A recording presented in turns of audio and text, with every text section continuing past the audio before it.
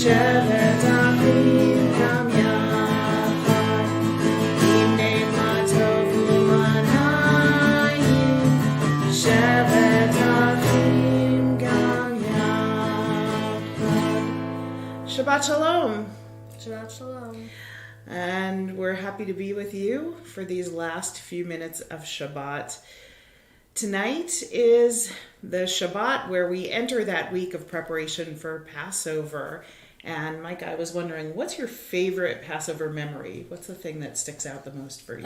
The food. The food, like what foods make you make it Passover for you? Sponge cake, but you and my grandma make, and everything you guys make. Grandma's brisket? Yeah. Yeah, it's pretty good. And earlier in the day, some of our congregants made some sponge cake with me as well. So we're making sure everybody has the delicious sponge cake. Can't wait to try it. And you are the best 4 questions asker I've ever met. You started doing it when you were so young and always dazzled people. That's one of my favorite memories of Seder, is the first time that you did the 4 questions on your own. It was amazing. But you know what my favorite memory of Seder is? What? You never got to meet him, but my grandfather Harold, my Bobby, always had this tradition of filling up Elijah's cup completely to the top. And then he would send me to the door to open the door for Elijah.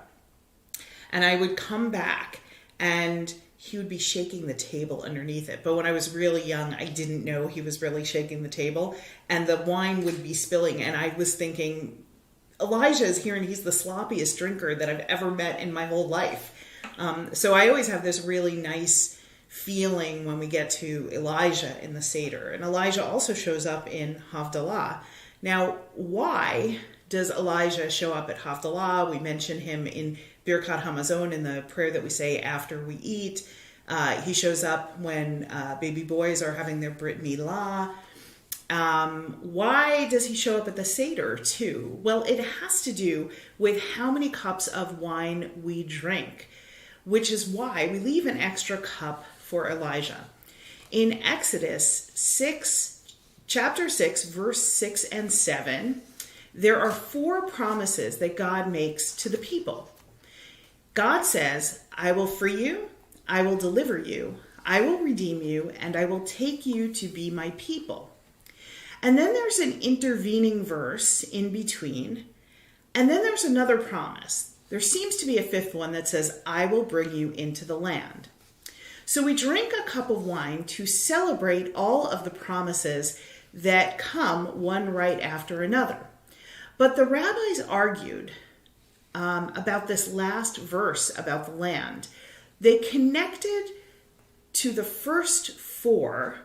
They wondered whether the first 4 were connected to the 5th one.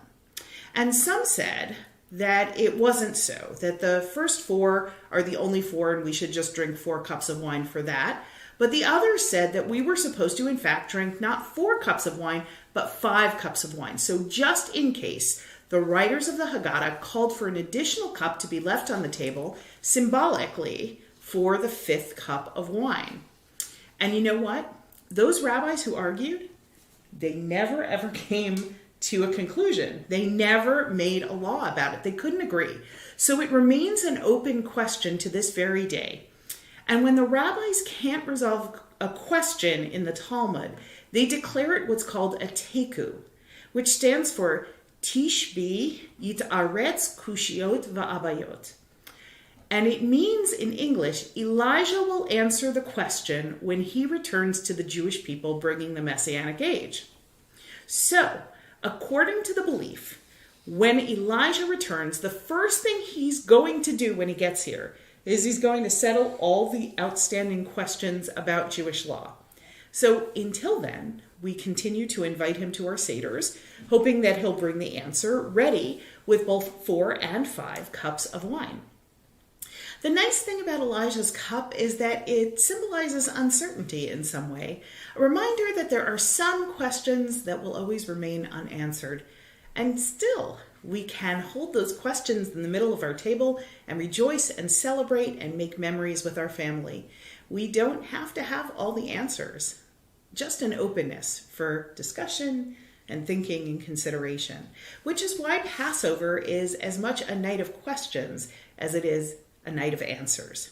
So as we prepare for Pesach this week, I hope that your questions will flow freely, and may your mind open to the wisdom and wonder that is all around us. So, Micah.